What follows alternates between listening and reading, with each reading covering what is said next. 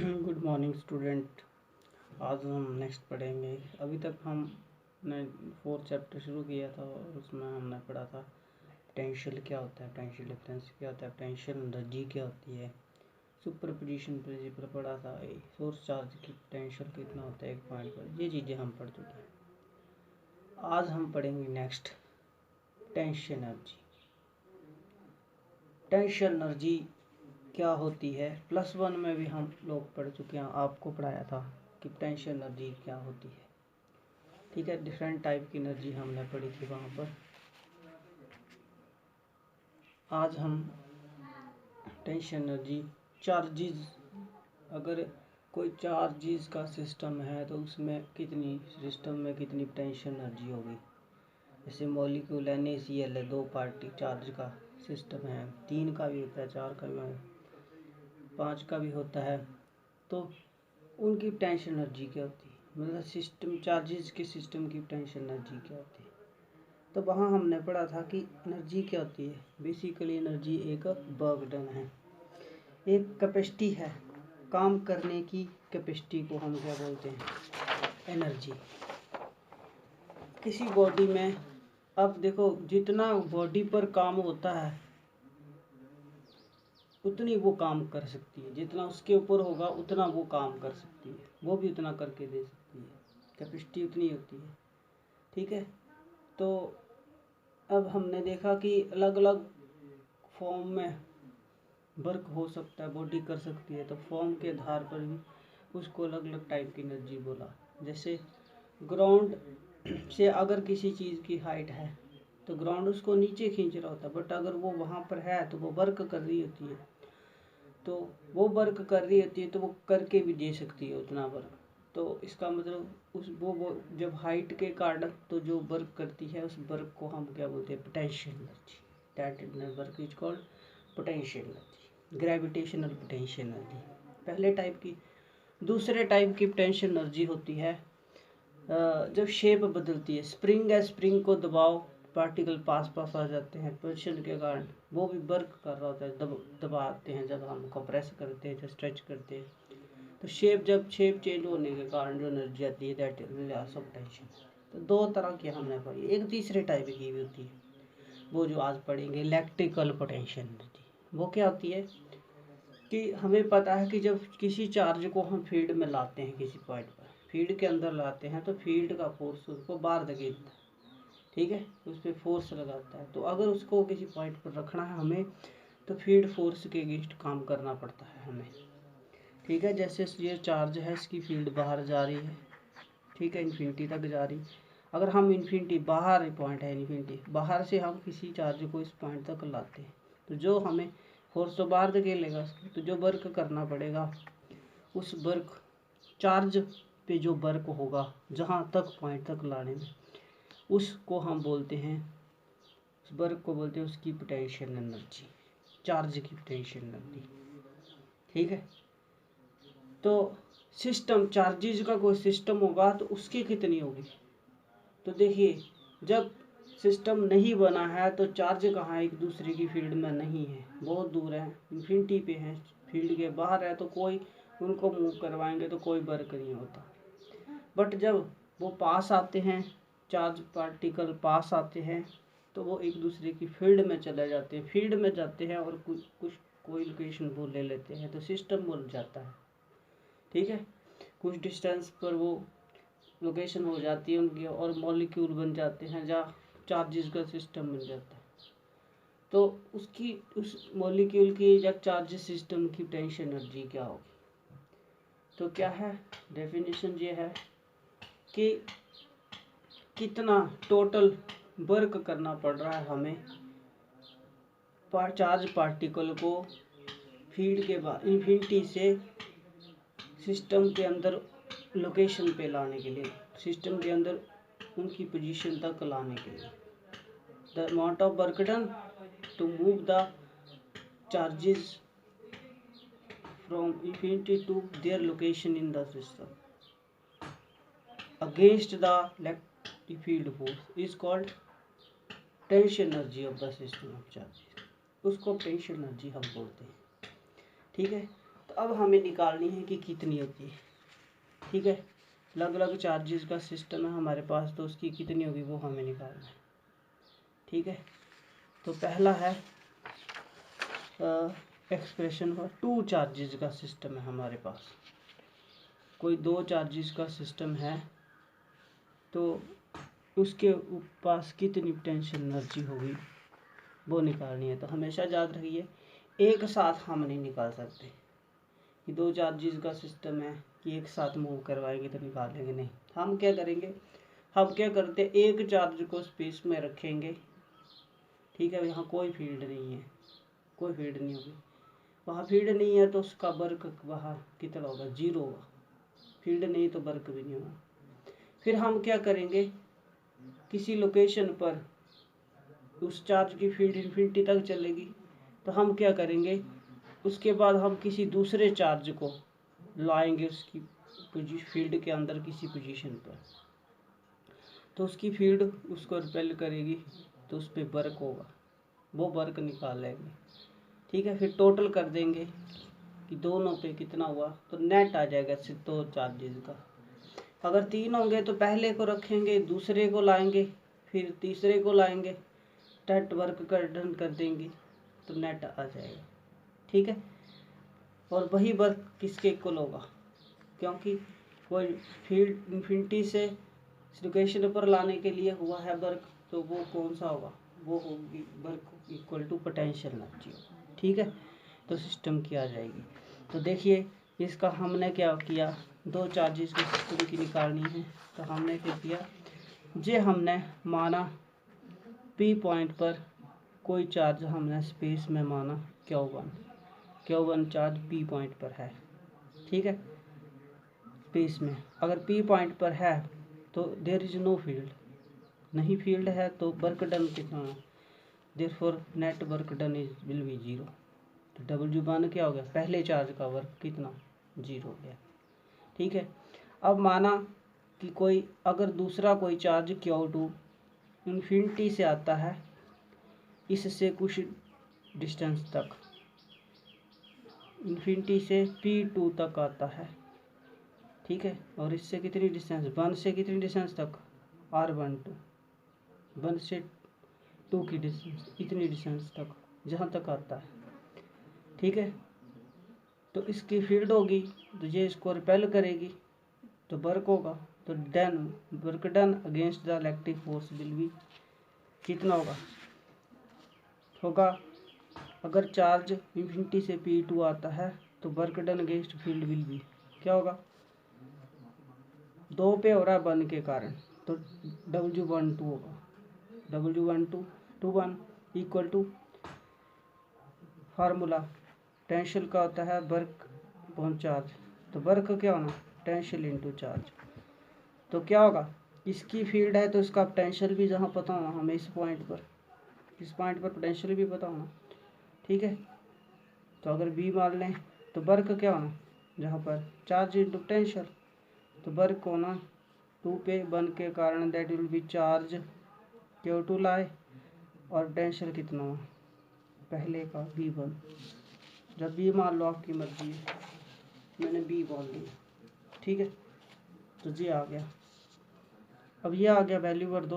अब हमें पता है इसका पोटेंशियल जहाँ पर कितना होना, सोर्स चार्ज Q1 है, डिस्टेंस R12 है, तो पोटेंशियल क्या होना, 1/4 सोर्स चार्ज Q2 अपॉन ये आ जाएगा और मल्टीप्लाई ये हो गया, तो इतना वर्क होना। तो नेट वर्क डन कितना हो गया, दोनों चार्जेस का कितना हो गया, दैट इज सिस्टम का net work done will be कितना होगा, पहले का और दूसरे का टोटल कर दो, दोनों को जोड़ दिया। ठीक है, लोकेशन में पहले का दूसरे का, तो नेट हो गया W किसके बराबर, दोनों के सम के बराबर होगा, तो J प्लस पहले का तो 0 है तो इसके बराबर हो जाएगा, और this work done equal to tension है W इक्वल टू 0 हो गया, तो इतना होगा। ठीक है, तो इतनी दो चार्जेस की पोटेंशियल एनर्जी इतनी होती है उसमें।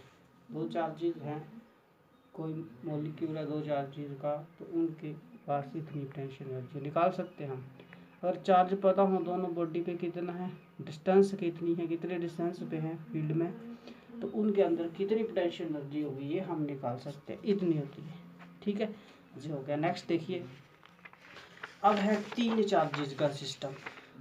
अगर 3 चार्जेस का सिस्टम है तो उसके अंदर कितनी पोटेंशियल एनर्जी होती है ये निकालनी है हमें। तो हमने मान लिया ये suppose Q1 is at point P, ये P पॉइंट है कोई स्पेस में और वहाँ पर पहला पॉइंट सेम Q1 चार्ज है लीस्ट, तो कोई फील्ड नहीं है तो उसको कोई वर्क नहीं होगा उसका, तो therefore work done by the first charge will be 0, W1 equal to 0। अब माना कि कोई चार्ज दूसरा चार्ज आता है यहाँ इसके पास किसी लोकेशन पर आता है फील्ड, इसकी फील्ड में, तो जहाँ इन्फिनिटी से फील्ड से बाहर से ये कोई दूसरा चार्ज आता है ये वाला, इन्फिनिटी से P2 पॉइंट पर Q2 चार्ज आता है, जहाँ पर आया तो इसकी फील्ड होगी तो उसके अगेंस्ट वर्क होगा। ठीक है, तो work done against the field force of Q1 will be, कहते हो ना दूसरे पहले का कारण तो W21 होना, और फील्ड पोटेंशियल वहाँ पर इसका पोटेंशियल मल्टीप्लाई बाय चार्ज, तो चार्ज Q2 आ रहा है तो ये आ जाना। ठीक है, वैल्यू कर दी V1 की वैल्यू, ये डिस्टेंस ये सोर्स तो ये आ जाना, इतना होगा। ठीक है, अब अगर एक चार्ज और आता है, अब तीसरा चार्ज आता है एक Q3 इन्फिनिटी से जहाँ P2 पे आता है P3 पे आता है, तो अब दोनों की फील्ड एक्ट कर रही है तो दोनों रिपेल करेंगे तो वर्क दोनों के अगेंस्ट होगा, समझ गए, तो इसको लाने में दोनों के अगेंस्ट होगा। ठीक है, तो अगर Q3 चार्ज इन्फिनिटी से P3 तक आता है तो net work done against Q1 and Q2 force will be कितना होगा। ठीक है, तीसरे पे हो रहा है दोनों के कारण तो लिखेंगे W312, तीसरे पे 1 और 2 के कारण इक्वल टू होना, तो 1 के कारण कितना हो रहा है 3 पर और प्लस 2 के कारण कितना हो 3 पर, इसके बराबर होगा, सम के बराबर होगा। ठीक है, तो W31 प्लस W32 होना। ठीक है, तो इसकी वैल्यू भर दी, इसकी वैल्यू भर दी, तो नेट हमारा हो गया, net work done will B W21 plus दूसरे का प्लस 30 पहले का तो 0 ही है, तो नेट कर दिया तो इतना आ गया, कॉन्स्टेंट बाहर आ गया ये और ये आ गया हमारा, और ये वर्क यू के बराबर होना। तो इतनी पोटेंशियल एनर्जी होती है, तीनों चार्जेस का मैग्नीट्यूड पता हो, डिस्टेंस जोन में पता हो तो हम निकाल सकते हैं। ठीक है, समझ गए, ये डिस्टेंस याद रखना, इससे डिस्टेंस चाहिए तो ये डिस्टेंस कितनी डिस्टेंस तक लाएगा, पहले से R13 और दूसरे से R23, तो इतनी पोटेंशियल एनर्जी होगी। अगर 3 चार्जेस का कोई मॉलिक्यूल है या सिस्टम है तो उसमें पोटेंशियल एनर्जी इतना रहेगा। ठीक है, ये हो गया आपके, ओके, ये बहुत सिंपल करवाया है मैंने, तो ये भी आप कर सकते हो। ठीक है, अब है नेक्स्ट है हमारा आर्टिकल, ये तो था कि चार्जेस के सिस्टम के अंदर कितनी होगी जब वो बनता है। अब निकालनी कि किसी चार्ज को फील्ड के अंदर अगर हम प्लेस करते हैं तो उसमें कितनी एनर्जी आती है।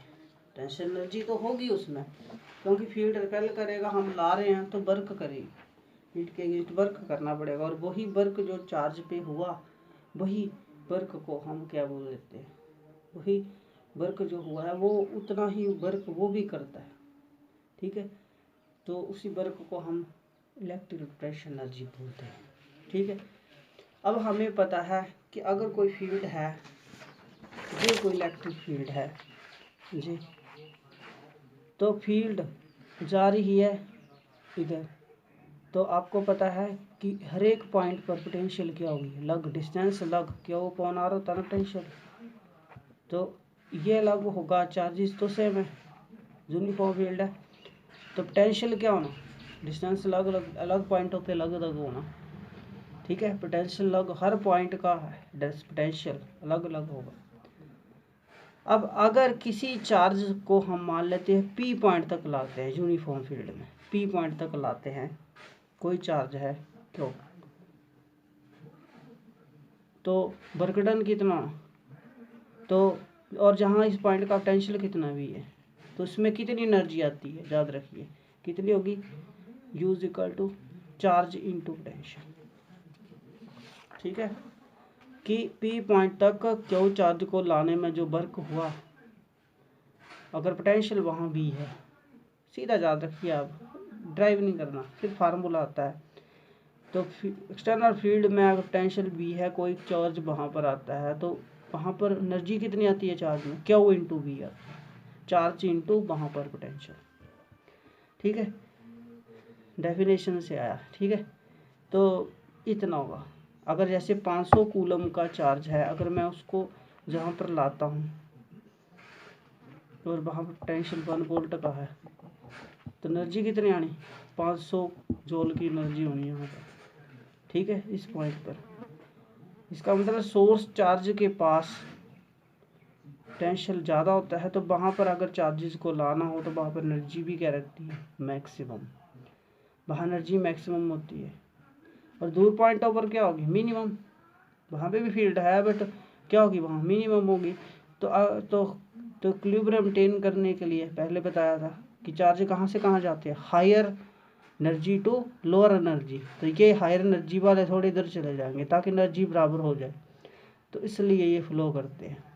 ठीक है, तो चार्ज, अगर दो चार्जेस का सिस्टम है, उसको फील्ड में लाते हैं तो कितना होगा? तो दोनों की एनर्जी होगी। तो नेट कितनी होगी सिस्टम की? पहले की प्लस दूसरे की। तो पहले की ये होनी, दूसरे की ये होनी। ठीक है, वहाँ पोटेंशियल ये है। तो हमें पोटेंशियल पता हो, जो चार्ज वहाँ रखा है अगर वो भी पता हो, तो हम बता सकते हैं कि एनर्जी वहाँ कितनी होनी है, किसी पॉइंट पर फील्ड में एनर्जी कितनी होनी। ठीक है, SI यूनिट होते हैं जूल। ठीक है, अब देखिए, ये तो हमने फील्ड के अंदर देख ली एनर्जी। तो अब अगर कोई सेल है, सेल कैसे काम करते हैं? जो सेल होते हैं, सेल भी इसी प्रोसीजर पे काम करते हैं। सेल क्या होते हैं? देखो, सेल में क्या करते हैं, जब सेल बनता है तो एक टर्मिनल पे चार्ज इकट्ठे हो जाते हैं और एक पे नहीं होते। इसका फील्ड तो साफ होना। अब जहाँ पर चार्ज इकट्ठे हैं तो पोटेंशियल भी क्या होना? जहाँ पोटेंशियल, आपको पता है पोटेंशियल कैसे बढ़ता है? चार्जेस को बढ़ा दो तो पोटेंशियल भी बढ़ जाता है, ये पढ़ा था हमने आर्टिकल। तो जहाँ चार्ज ज़्यादा होंगे, एक टर्मिनल पे ज़्यादा होते हैं, जिसको बोलते हैं higher potential.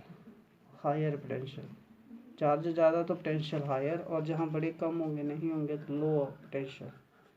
Lower potential that is plus और जी माइनस। ठीक है, तो इसका मतलब चार्ज क्या देता है हमें? सेल देता है पोटेंशियल डिफरेंस। सेल ऐसे डिवाइस है जो पोटेंशियल डिफरेंस जनरेट करता है।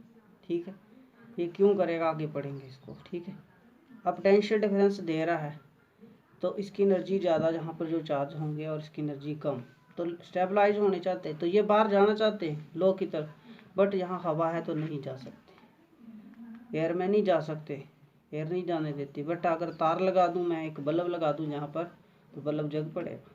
क्यों? क्योंकि चार्ज आते हैं हायर टू लोअर, तो ये वाले चार्ज कहाँ चलेंगे? हायर टू लोअर जाएंगे, मूव करेंगे एनर्जी को स्टेबलाइज करने के लिए। तो जाएंगे तो इसका मतलब क्या हुआ? रास्ते में तो रेजिस्टेंस है, टकराएंगे, हीट निकलेगी, हीट से बल्ब जलेगा, लाइट में चेंज हो जाएगी। ठीक है, जो मिलेगी हम। ठीक है, और यहाँ पहुँच जाएंगे, समझ गए? ठीक है, तो ऐसे ही चलेंगे। अब जहाँ कम हो जाएगी तो ये इधर चलेंगे, तो ऐसा प्रोसेस चलेगा और करंट हमें मिलती रहेगी। ठीक है, तो जहाँ की एनर्जी ज़्यादा थी, यहाँ की कम थी, तो कंजर्व करने के लिए, एनर्जी तो कंजर्व होती है, तो इसका कंजर्व होने के लिए चार्ज चलता है। ठीक है, तो इसका मतलब सेल हमारा काम करता है लॉ ऑफ कंजर्वेशन एनर्जी भी। ठीक है, करना नहीं है, आता नहीं है, आगे पढ़ेंगे। ठीक है, तो ये अब खुद भी बना सकते हैं। इसका मतलब अगर एक पॉइंट पर हम चार्ज इकट्ठे कर दें और एक पर कम, और तार लगा दें, माध्यम मिल जाए, तो करंट हम ले सकते हैं। कंजर्वेशन एनर्जी कंजर्व करने से हम ले सकते हैं। ठीक है, और ये चार्ज कैसे निकलते हैं? केमिकलों से। केमिकल डाल देंगे बीच में, जैसे NaCl है, तो एक जगह चार्ज इकट्ठे हो जाएंगे, एक टूटेगा, एक में चार्ज इकट्ठे हो जाएंगे, एक से निकल के दूसरे में चले जाएंगे। इलेक्ट्रोड डालते पता होगा आपको।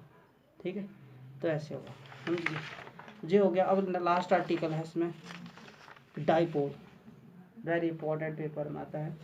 कि डाइपोल को अगर फील्ड के अंदर रखते हैं तो उसके अंदर कितनी पोटेंशियल एनर्जी होती है, एक्सप्रेशन ड्राइव पर। तो डाइपोल की पोटेंशियल एनर्जी क्या होती है, देखिए जब डाइपोल को हम फील्ड के अंदर रखते हैं, ये फील्ड है, फील्ड के अंदर रखा कुछ एंगल पे, तो उस पर इक्वल अपोजिट फोर्स लगती है, टॉर्क लगता है, और टॉर्क के कारण वो घूम जाता है, लाइन होता है, वो कोशिश करता है फील्ड के लॉन्ग लाइन होने की, और फील्ड ऐसे जा रही है, ऐसे रखा तो वो ऐसे हो जाएगा, ठीक है, ऐसे होने की कोशिश करता है, ठीक है, टॉर्क के कारण लाइन होने की कोशिश। अगर उसको हम जब कोशिश करता है, तो अगर हम उसको कुछ ठीक एंगल से अगर घुमाएं, स्मॉल एंगल से घुमाएं, तो क्या वर्क करना पड़ता है, बट अगर बड़ा घुमा रहे हैं तो टॉर्क भी बदल जाएगा, तो वर्क कितना होगा, ठीक है, तो थोड़ा निकालना टफ हो जाता है। तो कौन सा कैलकुलस, इंटेग्रल कैलकुलस लगना है यहाँ पर, कि हम थोड़े से एंगल से घुमाएंगे तो देखेंगे वर्क बड़ा स्मॉल होगा, कांस्टेंट होगा, कांस्टेंट है तो वर्क कांस्टेंट होगा, तो कांस्टेंट का फार्मूला हमारा लग जाएगा, टॉर्क भी कांस्टेंट होगा, ठीक है, उस पर, ठीक है, तो डिस्प्लेसमेंट भी कांस्टेंट होगी, तो क्या होगा, स्मॉल होगी, फार्मूला बढ़ जाएगा हमारा। फिर थोड़े के कारण फिर अगर किसी एंगल से, इनिशियल एंगल से फाइनल एंगल घुमाते तो कितना, नेट इंटीग्रेशन, ठीक है। तो देखिए ये हमने कोई डाइपोल माना, ठीक है, यूनिफॉर्म फील्ड है ई वेक्टर, और इसमें कोई डाइपोल हमने माना, डायग्राम देख लीजिए, ये यूनिफॉर्म फील्ड ई वेक्टर है, और इसमें हमने कोई डाइपोल माना जो फील्ड के साथ थीटा एंगल बना रहा है, फील्ड ऐसे जा रही है, ये थीटा एंगल बना रहा है, ठीक है, और इसकी लेंथ है 2l, ठीक है। तो माइनस क्यू और प्लस क्यू चार्ज होने इसके ऊपर, तो फील्ड का फोर्स कहाँ लगेगा, इधर, फील्ड इधर खींचेगा इसको, इधर खींचेगा, तो क्या लगेगा, टॉर्क, ठीक है। तो जो टॉर्क लगेगा दैट इज गिवन बाय, इतना लगता है P E sine theta, torque act on due to equal and opposite forces, torque act on the dipole will be P E sine theta, पढ़ चुके हैं, इतना होगा। Due to this torque it tries to align the direction, ठीक है, इतना लगेगा। If अगर मान लो डाइपोल को थोड़ा सा घुमाते हैं, बड़े स्मॉल एंगल से घुमाते हैं, if dipole rotate through angle very small theta, तो वर्क भी स्मॉल होना, टॉर्क वर्क भी स्मॉल बनेगा, तो वो then small work done will be gives the torque will be कितना होना, डी डब्ल्यू होता है स्मॉल, और किसके बराबर, फार्मूला याद रखिए, टॉर्क लग रहा हो एंगुलर डिस्प्लेसमेंट, फार्मूला होता है torque into angular displacement, constant torque multiply displacement, ये आया, ये आ गया।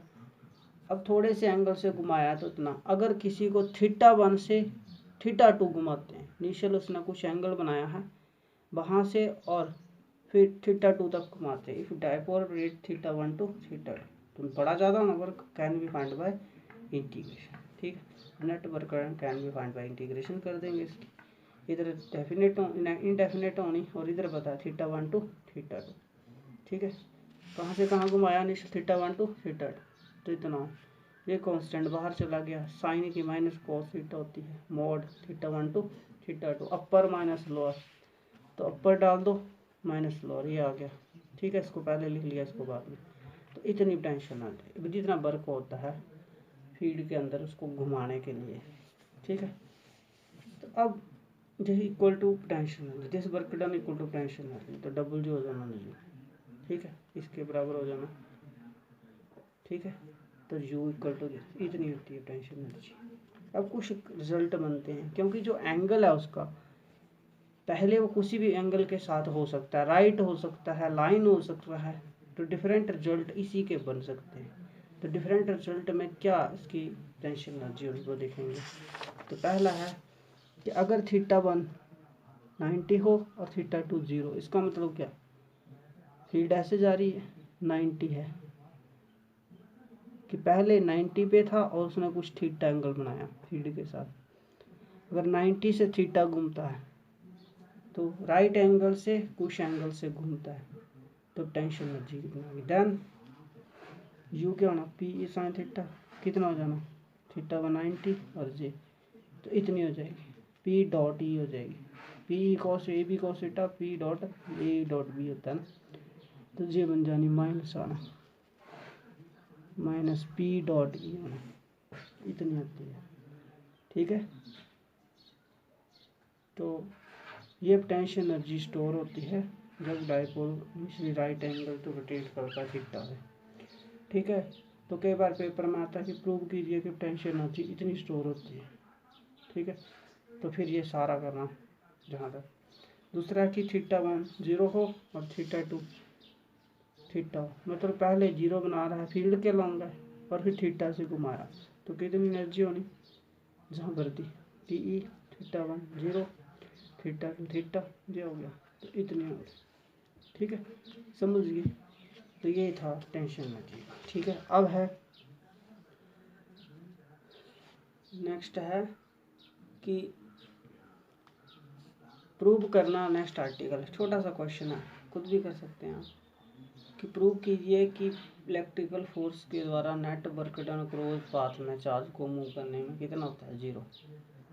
क्लोज पाथ में फील्ड के अंदर वर्क कितना होता है, लाइट फोर्स के द्वारा 0 होता है, ये प्रूव करना है। तो माना एक चार्ज, माना उसको फील्ड के अंदर वो ए से बी जाता है, ए से बी, तो वर्क डन कितना होगा per unit charge W one path में, इतना होगा।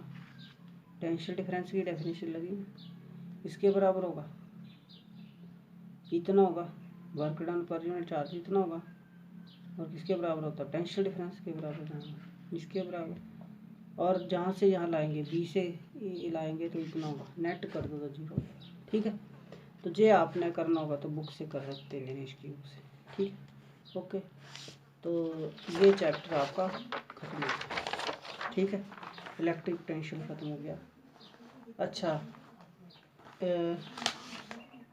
इसमें कोई डाउट होगा तो आप पूछ सकते हैं एसएमएस करके, रिकॉर्डिंग भेज कर भी पूछ सकते हैं। ठीक है, अच्छा, इसमें न्यूमेरिकल देखिए, न्यूमेरिकल इस चैप्टर के आ सकते हैं आपको, गॉसेस लॉ के और टेंशन एनर्जी के न्यूमेरिकल। तो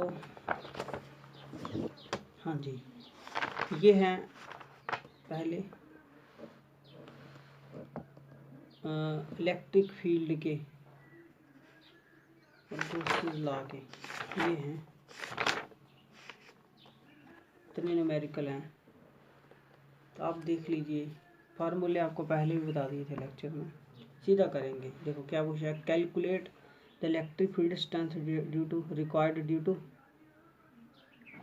जैसे suppose a water drop of mass 10 की पावर -3 के जी हैविंग चार्ज, इतना कि कोई ड्रॉप है उसका मास इतना है, चार्ज उस पर इतना है, तो फील्ड को, उसको फील्ड सपोर्ट करेगी, कितनी फील्ड चाहिए, फील्ड स्ट्रेंथ कितनी चाहिए उसको सपोर्ट करने के लिए, बैलेंस करने के लिए। तो मास इतना दिया है, चार्ज इतना दिया है, तो फील्ड कब सपोर्ट करती है किसी ड्रॉप को, जब उसका भार फील्ड के फोर्स के बराबर हो जाए। ठीक है, तो एफ हो जाए mg, तब सपोर्ट करेगा। मास इतना, क्यों इतना, तो फील्ड सपोर्ट करेगी, एफ इक्वल टू mg होगा। तो फोर्स फील्ड कितना होगा, क्यों ही होता है, इसके बराबर ही निकालो, यहाँ से ये हो गया, पहला हो गया। अच्छा, दूसरा न्यूमेरिकल देखिए, how many electron should be removed from a coin of mass 1.6 gram so that it may just float in the electric field strength 10 की पावर 9 न्यूटन पर कूलम डायरेक्टेड अपवर्ड। क्या बना, क्वेश्चन क्या है, क्वेश्चन ये है कि कितने इलेक्ट्रॉन रिमूव होंगे किसी कॉइन से, उसका मास 1.6 ग्राम है, ताकि वो फ्लोट हो सके फील्ड में, कोई फील्ड है उसके अंदर वो वहाँ फ्लोट हो सके। ठीक है, मतलब फील्ड उसको सपोर्ट कर सके। ठीक है, तो गिवन क्या है, फोर फील्ड स्ट्रेंथ दे रखी, ई दे रखा है, मास दे रखा है, आपको क्या चाहिए, आपको चाहिए नंबर ऑफ इलेक्ट्रॉन चाहिए। ठीक है, तो बैलेंस कब करेगा, जब फील्ड का फोर्स इसके बराबर होगा।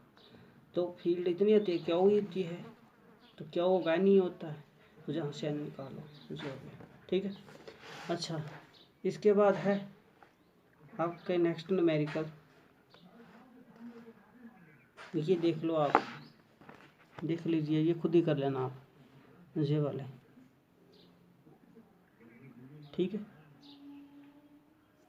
ये वाले आसान ही है कि किसके हैं, ये इलेक्ट्रिक फील्ड स्ट्रेंथ के हैं, चार्जेस दे रखे हैं, आपको टेंशन लगा, फील्ड निकालो। ये वाला नेक्स्ट देखिए। ठीक है, इनको कर लें हम। ठीक, अब हो जाएगा। ओके, देख लो आंसर भी है। ठीक है, अब ये वाले ये कर लें। ठीक है, डाइपोल मोमेंट के।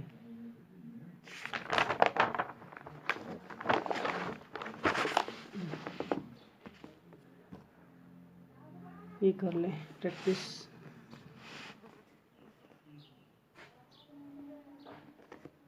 ठीक है, डाइपोल टॉर्क के हैं, ये है फ्लक्स के, ये सारे फ्लक्स के हैं, आप देख लें। ठीक है, कर लेना इनको। ओके, यही थे। ठीक है, टेंशन वाले चैप्टर इसका बाद में डिस्कस करते हैं। ठीक है, तो थैंक यू।